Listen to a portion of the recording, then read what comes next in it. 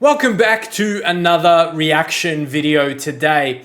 This video is from or about Switzerland. I haven't done a Swiss video in a while. It's been a little bit. If you got any other videos about Switzerland, Swiss videos, let me know in the comments. And let me know what videos you'd like me to react to. But this one today is about Switzerland's unique and rare political system.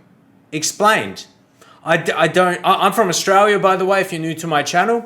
And I don't think I really know much about Switzerland's political system. So as I said, more videos about that for me to learn, let me know, or anything else. As I said, my knowledge about Switzerland is, I don't have too much, especially when it comes to this stuff. So let's get right into it. Okay. Here's a question. If I ask you to think of a perfect democracy, your ideal democracy, what would it be? What would it look like? I'm sure that for many of you, the answer lies in a model in which citizens do not simply vote every 4 years and then let their representatives do and undo as they please. It's so basic. Well, Switzerland is often referred to as the country of the eternal election campaign. It's quite likely that if you ever... Okay, I'll read what this says. The Swiss vote 3 to 4 times a year on specific national policy issues. See, I like that. That's like an active system.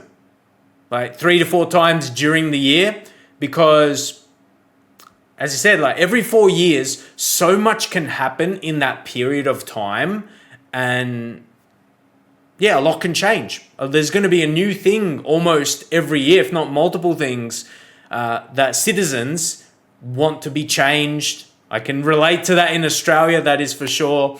Whether they be not happy about what, certain things happening. So that's so good. You get to vote 3 or 4 times a year on specific national policy issues. So different issues, all right? In addition to parliamentary elections every 4 years. Okay, so that's every 4 years, but then you get to vote on like issues in the country that's happening. So, and not just once. There's multiple things with that. Like it says, 3 or 4 times. But I really like that. I think that can be very efficient. Get the opportunity to travel there, you will see electoral posters asking for a vote in favour or against one issue or another. Okay, as I said, I like that. The first thing to know is that the Swiss legislative system is bicameral. That is, there are 2 chambers of representation when proposing and passing laws. In Switzerland's case, there is a chamber that represents the citizens, the National Council. This is the lower chamber and is composed of 200 representatives who are elected by cantonal constituencies, meaning that the cantons with the largest populations have more seats. And then there is a second chamber, which is the Council of States, which represents the cantons and would be something roughly equivalent to the Senate. The Council of States has 46 representatives, 2 for each of the 20 full cantons and 1 for each of the 6 half cantons. In other words, in this upper chamber, the population of each canton is irrelevant in the distribution of seats. This is done in order to reinforce the search for a broad consensus covering the largest number of territories, and thus prevent the most populous cantons from determining all decisions. The fact is that between both chambers, they form the so-called Federal Assembly, and sometimes, for very specific matters, both chambers meet jointly, resulting in the United Federal Assembly. Okay. But wait a minute, because the curiosities do not end there.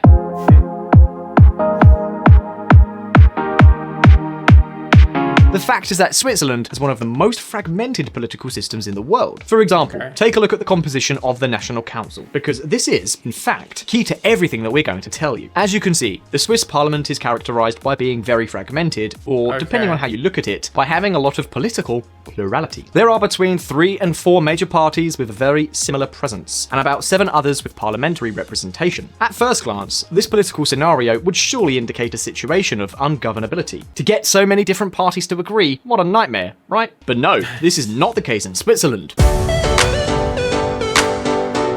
Swiss politics is one of consensus, multi-partyism, and co-participation. In fact, to give you an idea, the president of the National Council is allowed to serve for only 1 year. Then every year, another person is elected president of the parliament. And yes, that person is usually from a different party than the previous president. You could say that in Switzerland, there is an idea that the concentration of power in just a few hands must be avoided at all costs. And one of the formulas they found was the annual limitation of mandates and a system that forces agreements between the different parties. But hold on a moment, because there is much more to be said about the Federal Council, which is basically the Swiss government. It is possible that we are looking at the strangest government in the world, and at the same time, one of the best performing. A system of government that would surely fail in almost any other country, but which, nevertheless, in Switzerland has brought stability, unity and cultural diversity, and yes, also progress, wealth and freedom.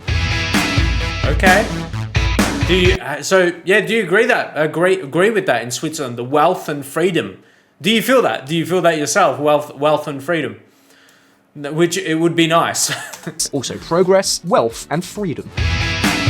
Okay.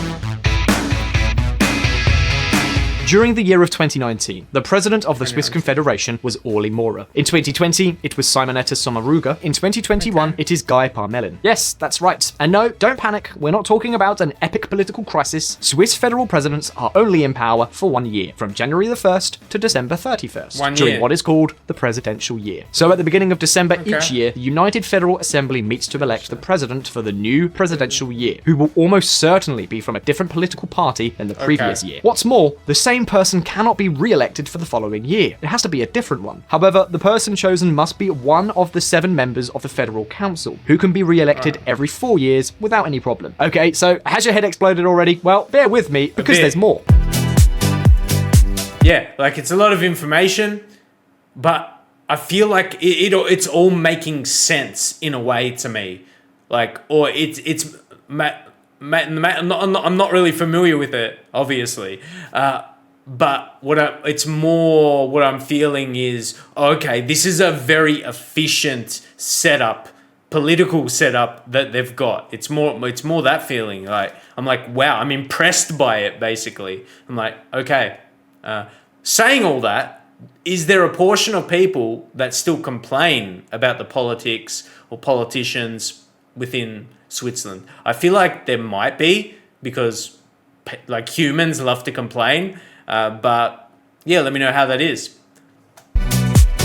Yeah. The Swiss federal government is governed by the so-called directorial system. This means that all 7 members of the government have exactly the same status in terms of decision-making power and rights within the government. No one is higher on the ladder than anyone else. Yes, I think that's right. Switzerland is currently the only country in the world with a government that is basically a collegial body. The president simply presides over meetings. That's what I mean, what I just said before. It's a collegial body. That just sounds good. It sounds like it will be, work very efficiently, opposed to just one person at the top really confirming every decision, making every decision.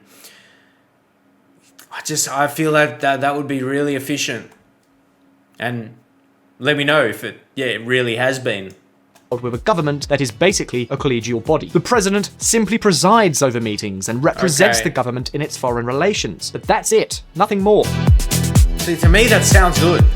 In addition, the government has for many years been formed by 4 political parties, and the 2 + 2 + 2 + 1 formula is usually followed to distribute the seats among the 4 most voted parties. Do you remember what we were telling you before about parliamentary fragmentation? Well, here it is. And to make things even more complicated, when it comes to forming the Federal Council, that is the government, not only are the political parties taken into account, but also cultural diversity. For this reason, of the 7 council members, 4 come from the German-speaking part, 2 from the French-speaking part, and 1 from the Italian-speaking part. This way, the composition of the government is similar to the cultural distribution of the Swiss population, so that no one... Again, like I've been saying, that sounds very efficient, having, different... like multiple people that speak different languages. I'm sure that will come in very handy. When it would be, if you're when they're interacting with those respective countries. Because if you didn't have someone to speak their language, there might be a bit more of a barrier. The composition, even though there's generally translators and whatnot, but that makes the process that bit easier.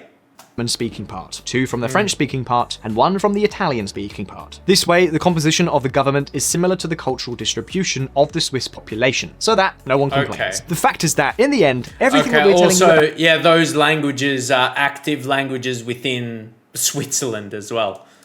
The federal government has a practical effect: consensus. The idea is that all 7 members have to argue all decisions as their own, even if they don't like them individually. You know, sometimes I give in, sometimes you give in, and that's how the Swiss government works. Doesn't it seem like it's from another planet? The truth is, my friends, is that the Swiss political system is perhaps one of the best, for many reasons. Honestly. It combines direct democracy with decentralization, which is embodied in federalism, and it also guarantees cohesion in a very culturally diverse society. And all this while promoting multi-partyism and consensus politics. Piece of cake. And now, at this point, the question that I would like to ask you is, what do you think of the Swiss political system? Do you think that in your country, in your society, it would be possible to have such a system? As always, leave your answers here below in the comments. And if you found this video interesting, don't forget to like and subscribe to our channel. Best regards. See you next time.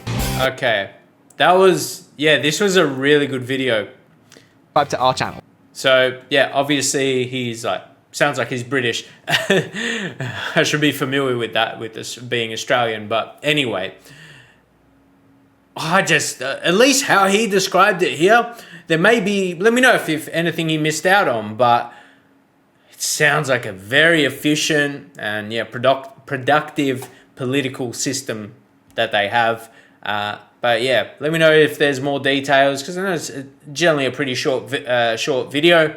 And maybe any other videos about the political system within Switzerland, as I said, for me to continue to learn a bit more, or any other key things with how Switzerland operates, other videos, or other aspects of the country, and yeah, videos about that for me to learn. That would be important. Yeah, let me know. Definitely want to learn more about Switzerland. So subscribe so you can see those next videos, but be sure to get some suggestions in. And yeah, I'll see you in another one.